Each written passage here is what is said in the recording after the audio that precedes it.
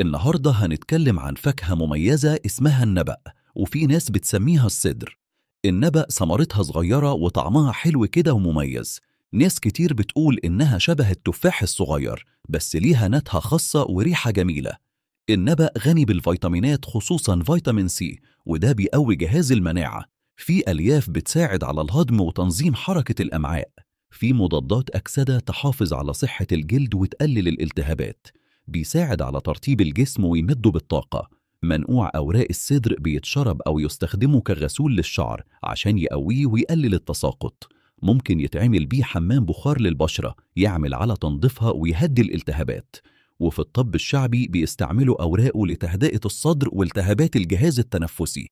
شجرة السدر اتذكرت في أكتر من موضع في القرآن الكريم. في سورة سبأ: وبدلناهم بجنتيهم جنتين ذوات أكل خمط وأسل وشيء من سدر قليل.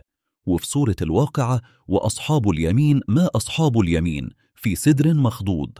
وكمان في سورة النجم: عند سدرة المنتهى، وده دليل على بركتها وأهميتها من قديم الزمان.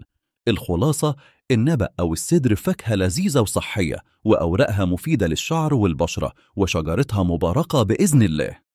ما تنسوش تصلوا على النبي في التعليقات وتقول لنا رأيكم، وحطوا لايك واشتراك فضلا وليس أمرا مع وصفات كنوز الطبيعة، صحتنا من الطبيعة.